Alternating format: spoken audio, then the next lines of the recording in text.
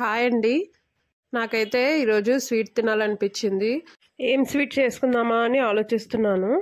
అయితే పక్కింట్లో ఉండే పద్దు సొరకాయ అయితే తీసుకొచ్చి ఇచ్చింది. నువ్వు సాంబార్లో వేసుకోక్క అని చెప్పి. సాంబార్లో ఎందుకు, చక్కగా సొరకాయ హల్వా చేసుకుందాము, స్వీట్ తిన్నట్టు ఉంటుంది అని చెప్పేసి వెంటనే దాన్ని 4 ముక్కలు కట్ చేసి సొరకాయ పీల్ అంతా తీసిన తర్వాత ఇలా లోపల గింజలను కూడా తీసేసి ఇప్పుడు సొరకాయ అంతా కూడా తురుముకోవాలి. ఇప్పుడు సొరకాయ అంతా తురుముకున్నాం కదా, ఇప్పుడు దాన్ని గట్టిగా పిండుకొని ఇలా పొడి పొడిగా వేరే ప్లేట్లో తీసుకోవాలి. ఎందుకంటే ఈ వాటర్ అంతా పిండుకుంటేనే బాగుంటుంది. ఇలా వాటర్ అంతా పిండుకొని ఒక ప్లేట్లో తీసుకున్న తర్వాత ఇప్పుడు ఒక కడాయి తీసుకొని అందులో నెయ్యి వేసుకొని కిస్మిస్ జీడిపప్పు ఫ్రై చేసుకొని పక్కన పెట్టుకోవాలి. ఇప్పుడు అదే కడాయిలో మనం వాటర్ అంతా పిండుకున్నాం కదా, ఆ సొరకాయ కూడా యాడ్ చేసి బాగా ఫ్రై చేయాలి. కావాలంటే కొంచెం నెయ్యి యాడ్ చేసుకోవచ్చు. కొంచెం మగ్గిన తర్వాత ఇప్పుడు పాలు అయితే తీసుకొని బాగా ఉడకపెట్టుకోవాలి.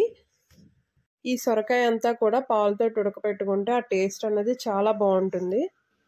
కావాలంటే కొంచెం కొంచెంగా పాలు వేసుకొని ఇంకా ఉడకపోతే మళ్ళీ యాడ్ చేసుకొని బాగా ఉడకపెట్టుకోవాలి. ఇలా సొరకాయ బాగా ఉడికిన తర్వాత ఇందులో ఇలాచీ పౌడర్ కూడా యాడ్ చేసుకోండి. ఇలా ఇలాచీ పౌడర్ యాడ్ చేసుకున్న తర్వాత 1 కప్పు షుగర్ కూడా యాడ్ చేసుకున్నాను. ఇలా యాడ్ చేసుకున్న తర్వాత ఒకసారి కలుపుకొని ఫుడ్ కలర్ వేసుకుంటే బాగుంటుంది. కానీ మా ఆయనకి ఫుడ్ కలర్ నచ్చదు, అస్సలు యూజ్ చేయనివ్వరు ఇంట్లో కూడా. అందుకే కుంకుమ పువ్వు పాలల్లో కలిపి తీసుకున్నాను. ఇప్పుడు ముందుగా ఫ్రై చేసి పెట్టుకున్న కిస్మిస్ జీడిపప్పు కూడా యాడ్ చేసి హల్వా అనేది కొంచెం దగ్గరికి అవ్వనివ్వండి. చూడండి, బాగా ప్రిపేర్ అయిపోయింది కదా. ఇది మా ఆయనకి ఇద్దాం, టేస్ట్ ఎలా ఉందో చెప్తారు. నిజంగా బాగుందా?